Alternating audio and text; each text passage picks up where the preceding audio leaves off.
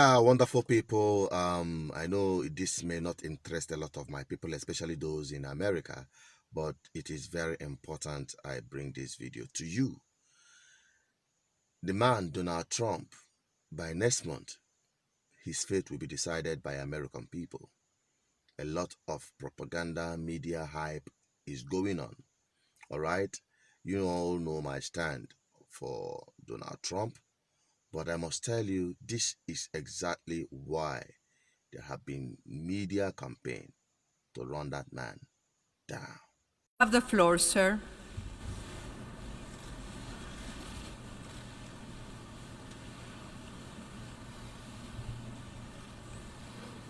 Madam President, Mr. Secretary General, world leaders, ambassadors, and distinguished delegates, 1 year ago I stood before you for the first time in this grand hall. I addressed the threats facing our world, and I presented a vision to achieve a brighter future for all of humanity. Today I stand before the United Nations General Assembly to share the extraordinary progress we've made. In less than 2 years, my administration has accomplished more than almost any administration in the history of our country. America's so true.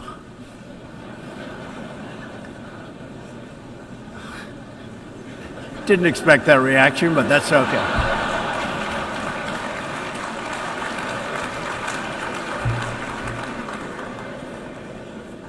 America's economy is booming like never before. Since my election, we've added $10 trillion in wealth. The stock market is at an all-time high in history, and jobless claims are at a 50-year low. African American, Hispanic American, and Asian American unemployment have all achieved their lowest levels ever recorded. We've added more than 4 million new jobs, including 500,000 manufacturing jobs.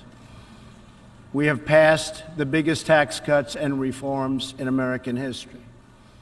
We've started the construction of a major border wall, and we have greatly strengthened border security. We have secured record funding for our military, $700 billion this year, and $716 billion next year.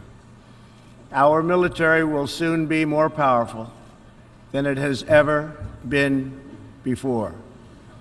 In other words, the United States is stronger, safer, and a richer country than it was when I assumed office less than 2 years ago.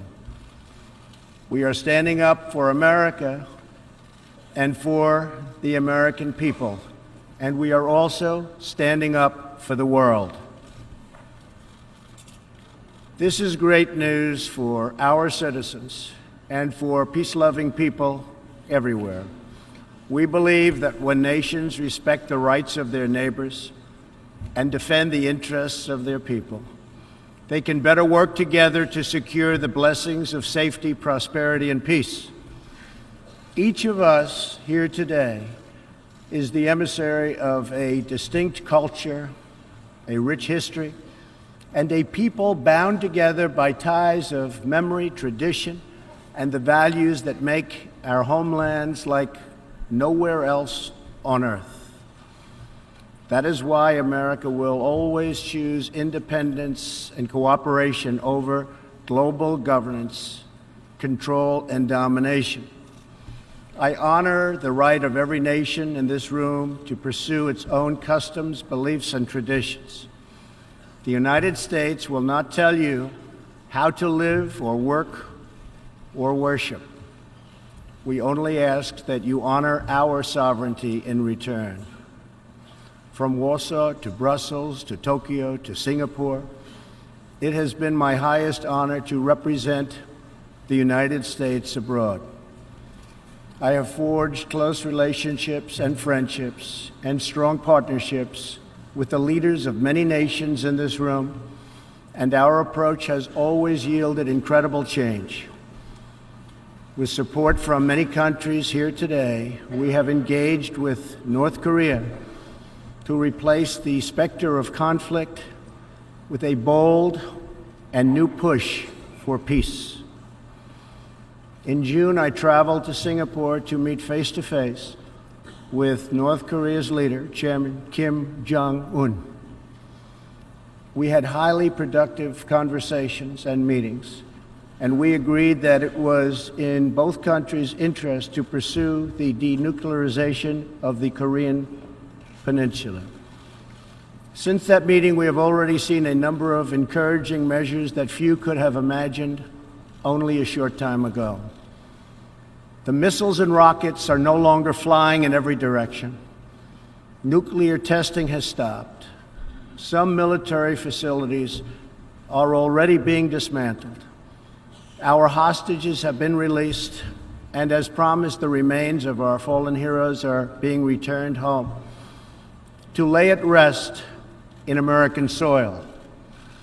I would like to thank Chairman Kim for his courage and for the steps he has taken, though much work remains to be done.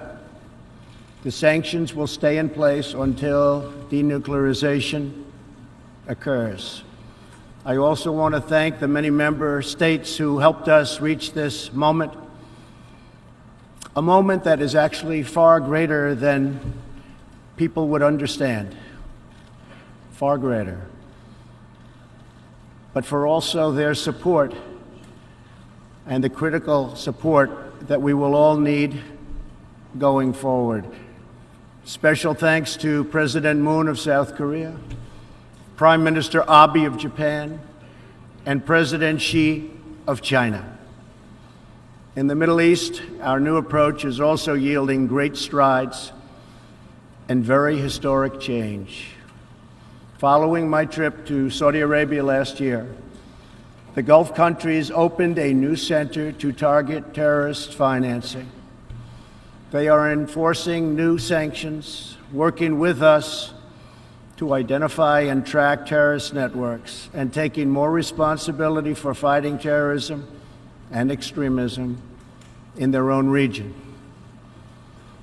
The UAE, Saudi Arabia, and Qatar have pledged billions of dollars to aid the people of Syria and Yemen, and they are pursuing multiple avenues to ending Yemen's horrible, horrific civil war. Ultimately, it is up to the nations of the region to decide what kind of future they want for themselves and their children. For that reason, the United States is working with the Gulf Cooperation Council, Jordan, and Egypt to establish a regional strategic alliance so that Middle Eastern nations can advance prosperity, stability, and security across their home region. Thanks to the United States military and our partnership with many of your nations, I am pleased to report that the bloodthirsty killers known as ISIS have been driven out from the territory they once held in Iraq and Syria. We will continue to work with friends and allies to deny radical Islamic terrorists any funding, territory, or support, or any means of infiltrating our borders. The ongoing tragedy in Syria is heartbreaking. Our shared goals must be the de-escalation of military conflict, along with a political solution that honors the will of the Syrian people. In this vein, we urge the United Nations-led peace process be reinvigorated. But rest assured, the United States will respond if chemical weapons are deployed by the Assad regime. I commend the people of Jordan and other neighboring countries for hosting refugees from this very brutal civil war. As we see in Jordan, the most compassionate policy is to place refugees as close to their homes as possible to ease their eventual return to be part of the rebuilding process. This approach also stretches finite resources to help far more people, increasing the impact of every dollar spent. Every solution to the humanitarian crisis in Syria must also include a strategy to address the brutal regime that has fueled and financed it, the corrupt dictatorship in Iran. Iran's leaders sow chaos, death, and destruction. They do not respect their neighbors or borders or the sovereign rights of nations. Instead, Iran's leaders plunder the nation's resources to enrich themselves and to spread mayhem across the Middle East and far beyond. The Iranian people are rightly outraged that their leaders have embezzled billions of dollars from Iran's treasury, seized valuable portions of the economy, and looted the people's religious endowments, all to line their own pockets and send their proxies to wage war. Not good. Iran's neighbors have paid a heavy toll for the region's agenda of aggression and expansion. That is why so many countries in the Middle East strongly supported my decision to withdraw the United States from the horrible 2015 Iran nuclear deal and reimpose nuclear sanctions. The Iran deal was a windfall for Iran's leaders. In the years since the deal was reached, Iran's military budget grew nearly 40%. The dictatorship used the funds to build nuclear-capable missiles, increase internal repression, finance terrorism, and fund havoc and slaughter in Syria and Yemen. The United States has launched a campaign of economic pressure to deny the regime the funds it needs to advance its bloody agenda. Last month, we began reimposing hard-hitting nuclear sanctions that have been lifted under the Iran deal. Additional sanctions will resume November 5th, and more will follow. And we are working with countries that import Iranian crude oil to cut their purchases substantially. We cannot allow the world's leading sponsor of terrorism to possess the planet's most dangerous weapons. We cannot allow a regime that chants death to America and that threatens Israel with annihilation to possess the means to deliver a nuclear warhead to any city on earth. Just can't do it. We ask all nations to isolate Iran's regime as long as its aggression continues. And we ask all nations to support Iran's people as they struggle to reclaim their religious and righteous destiny. This year, we also took another significant step forward in the Middle East in recognition of every sovereign state to determine its own capital. I moved the U.S. Embassy in Israel to Jerusalem. The United States is committed to a future of peace and stability in the region, including peace between the Israelis and the Palestinians. That aim is advanced, not harmed, by acknowledging the obvious facts. America's policy of principled realism means we will not be held hostage to old dogmas, discredited ideologies, and so-called experts who have been proven wrong over the years, time and time again. This is true not only in matters of peace, but in matters of prosperity. We believe that trade must be fair and reciprocal. The United States will not be taken advantage of any longer. For decades, the United States opened its economy, the largest by far on earth, with few conditions.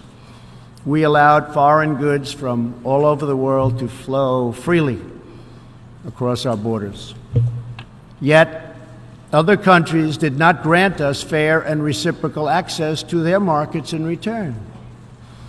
Even worse, some countries abused their openness to dump their products, subsidize their goods, target our industries, and manipulate their currencies to gain unfair advantage over our country. As a result, our trade deficit ballooned to nearly $800 billion a year. For this reason, we are systematically renegotiating broken and bad trade deals. Last month, we announced a groundbreaking U.S.-Mexico trade agreement. And just yesterday, I stood with President Moon to announce the successful completion of the brand new U.S.-Korea trade deal. And this is just the beginning. Many nations in this hall will agree that the world trading system is in dire need of change. For example, countries were admitted to the World Trade Organization that violate every single principle on which the organization is based. While the United States and many other nations play by the rules, these countries use government-run industrial planning and state-owned enterprises to rig the system in their favor. They engage in relentless product dumping, forced technology transfer, and the theft of intellectual property. The United States lost over 3 million manufacturing jobs, nearly a quarter of all steel jobs, and 60,000 factories after China joined the WTO. And we have racked up $13 trillion in trade deficits over the last 2 decades. But those days are over. We will no longer tolerate such abuse. We will not allow our workers to be victimized, our companies to be cheated, and our wealth to be plundered and transferred. America will never apologize for protecting its citizens. The United States has just announced tariffs on another $200 billion in Chinese-made goods, for a total so far of $250 billion. I have great respect and affection for my friend, President Xi, but I have made clear our trade imbalance is just not acceptable. China's market distortions and the way they deal cannot be tolerated. As my administration has demonstrated, America will always act in our national interests. I spoke before this body last year and warned that the UN Human Rights Council had become a grave embarrassment to this institution, shielding egregious human rights abusers while bashing America and its many friends. Our ambassador to the United Nations, Nikki Haley, laid out a clear agenda for reform, but despite reported and repeated warnings, no action at all was taken. So the United States took the only responsible course. We withdrew from the Human Rights Council, and we will not return until real reform is enacted. For similar reasons, the United States will provide no support in recognition to the International Criminal Court. As far as America is concerned, the ICC has no jurisdiction no legitimacy, and no authority. The ICC claims near universal jurisdiction over the citizens of every country, violating all principles of justice, fairness, and due process. We will never surrender America's sovereignty to an unelected, unaccountable global bureaucracy. America is governed by Americans. We reject the ideology of globalism, and we embrace the doctrine of patriotism. Around the world, responsible nations must defend against threats to sovereignty, not just from global governments, but also from other new forms of coercion and domination. In America, we believe strongly in energy security for ourselves and for our allies. We have become the largest energy producer anywhere on the face of the earth. The United States stands ready to export our abundant, affordable supply of oil, clean coal, and natural gas. OPEC and OPEC nations are, as usual, ripping off the rest of the world, and I don't like it. Nobody should like it. We defend many of these nations for nothing, and then they take advantage of us by giving us high oil prices. Not good. We want them to stop raising prices.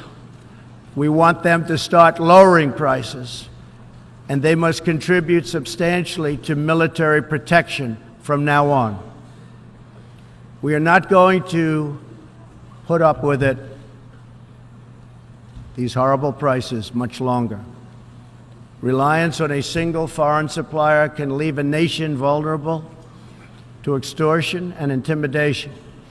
That is why we congratulate European states such as Poland for leading the construction of a Baltic pipeline so that nations are not dependent on Russia to meet their energy needs.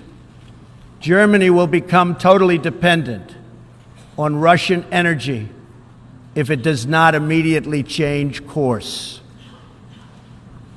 Here in the Western Hemisphere, we are committed to maintaining our independence from the encroachment of expansionist foreign powers.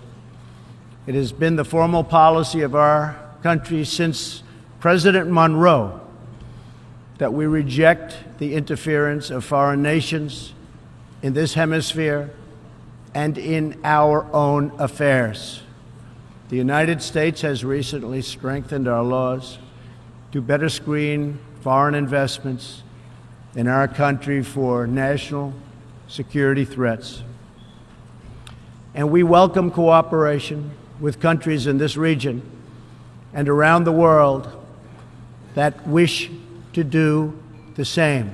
You need to do it for your own protection.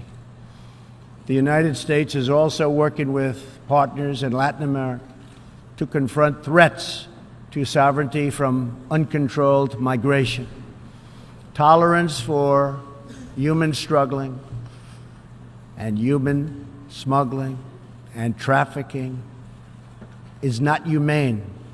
It's a horrible thing that's going on at levels that nobody has ever seen before. It's very, very cruel. Illegal immigration funds, criminal networks, ruthless gangs, and the flow of deadly drugs. Illegal immigration exploits vulnerable populations, hurts hardworking citizens, and has produced a vicious cycle of crime, violence, and poverty. Only by upholding national borders, destroying criminal gangs, can we break this cycle and establish a real foundation for prosperity. We recognize the right of every nation in this room to set its own immigration policy in accordance with its national interests. just as we ask other countries to respect our own right to do the same, which we are doing. That is one reason the United States will not participate in the new Global Compact on Migration. Migration should not be governed by an international body unaccountable to our own citizens. Ultimately, the only long-term solution to the migration crisis is to help people build more hopeful futures in their home countries. Make their countries great again. Currently, we are witnessing a human tragedy, as an example, in Venezuela. More than 2 million people have fled the anguish inflicted by the socialist Maduro regime and its Cuban sponsors.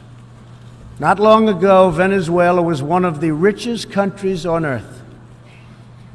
Today, socialism has bankrupted the oil-rich nation and driven its people into abject poverty. Virtually everywhere socialism or communism has been tried, it has produced suffering, corruption, and decay. Socialism's thirst for power leads to expansion, incursion, and oppression. All nations of the world should resist socialism and the misery that it brings to everyone. In that spirit, we ask the nations gathered here to join us in calling for the restoration of democracy in Venezuela. Today we are announcing additional sanctions against the repressive regime, targeting Maduro's inner circle and close advisors. We are grateful for all of the work the United Nations does around the world to help people build better lives for themselves and their families. The United States is the world's largest giver in the world by far of foreign aid, but few give anything to us. That is why we are taking a hard look at U.S. foreign assistance. That will be headed up by Secretary of State Mike Pompeo. We will examine what is working, what is not working, and whether the countries who receive our dollars and our protection also have our interests at heart. Moving forward, we are only going to give foreign aid to those who respect us and, frankly, are our friends. And we expect other countries to pay their fair share for the cost of their defense. The United States is committed to making the United Nations more effective and accountable. I have said many times that the United Nations has unlimited potential.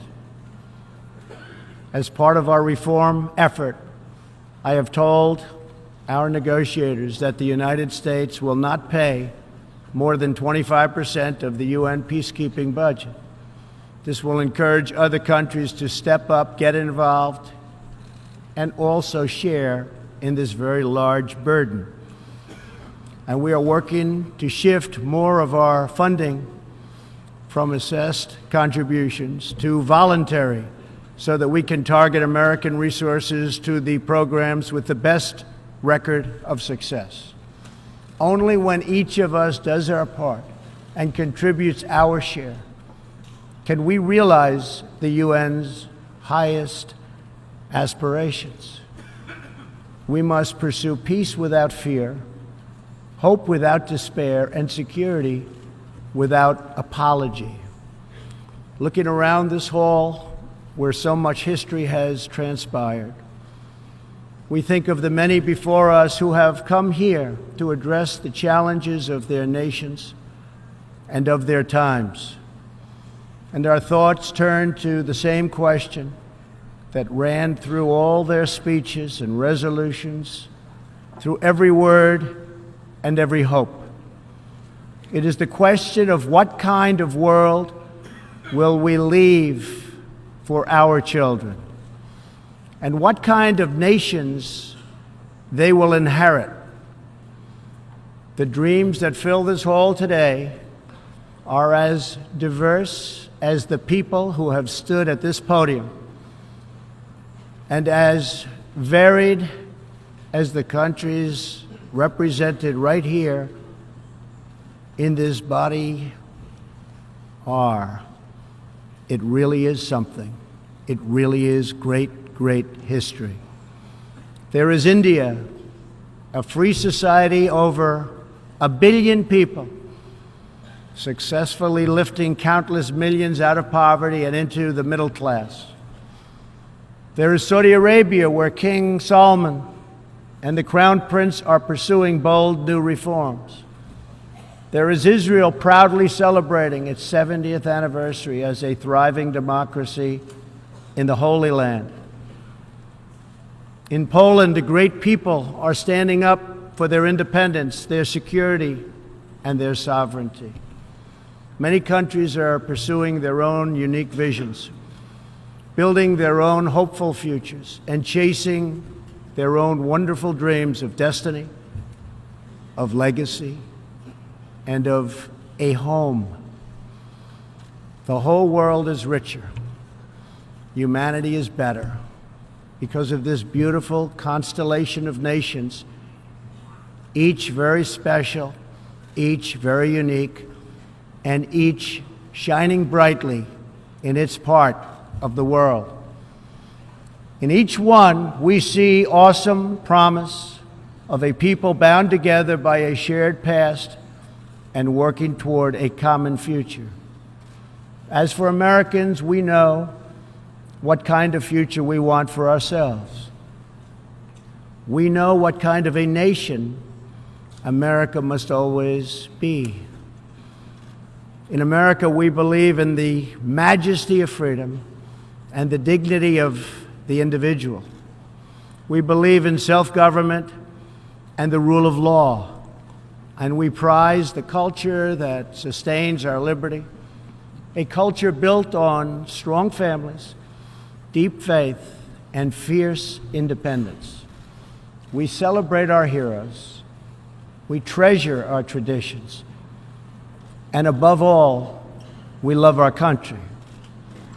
Inside everyone in this great chamber today, and everyone listening all around the globe, there is the heart of a patriot that feels the same powerful love for your nation, the same intense loyalty to your homeland.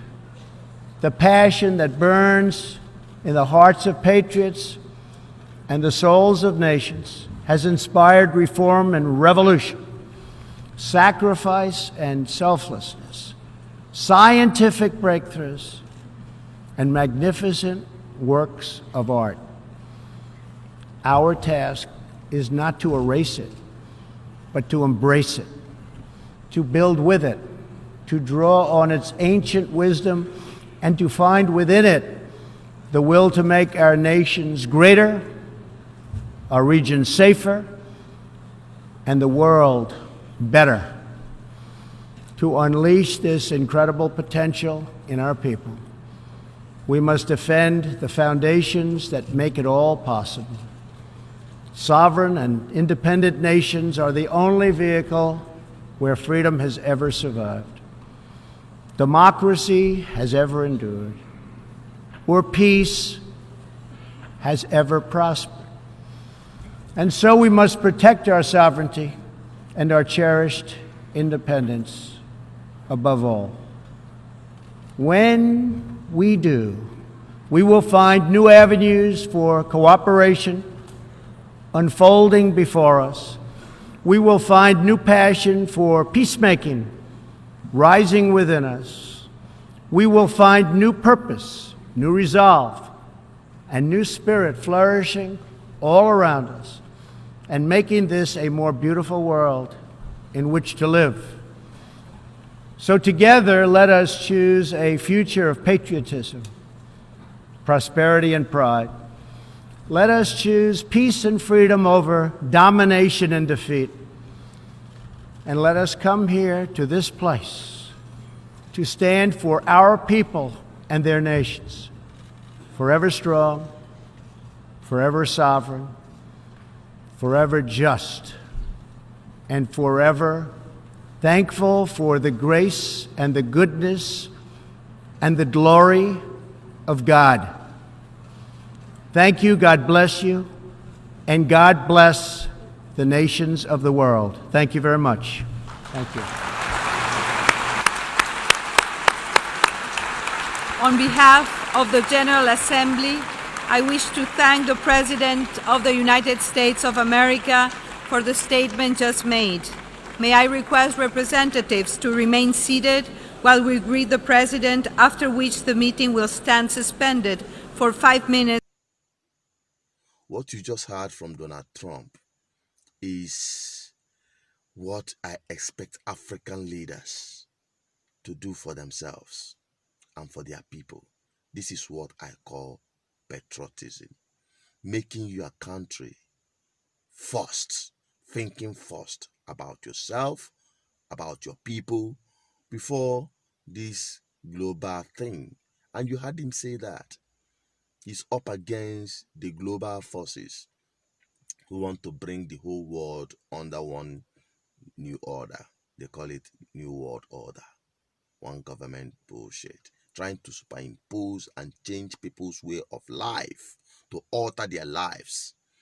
You don't have any right whatsoever. And that is why we are having crises all over the world.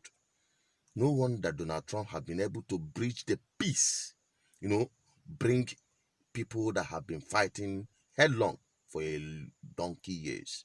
Israel, United Arab Emirates, and some other countries in the Middle East are finding grounds for peace, because you don't just go in there to superimpose your will on other people, their culture, their way of life. You want to alter it and think you will have peace. No, there will be no peace. And that is what Donald Trump stands for. And this is exactly what these people, they don't want. They benefit from the crisis. You know about Saudi Arabia. You know about even Libya, the killing of Muammar Gaddafi. Okay? We know all this international politics and conspiracy by those that call others conspirators or conspiracy theorists. But they are the real conspirators. But I just pray and hope the world can see beyond what the secular media is feeding them with. And that is all I can say. I don't want to talk too much on this. Let your conscience do the rest. Okay? Let us remove our sentiment, emotion, and interest, and focus on humanity first, because we are first humans before any race. Thank you. Keep subscribing, keep liking, keep sharing, drop your comment. Let me have your opinion on this very issue, because I'm a global citizen as much as you do. So let us together change our world for good. But my world starts from here, Igbo land, and by extension, Biafra and Africa as a whole, before the rest of the world. Thank you for watching. If you are new here, subscribe, like, share. Welcome on board. Let us together make our lives better. I'm signing out.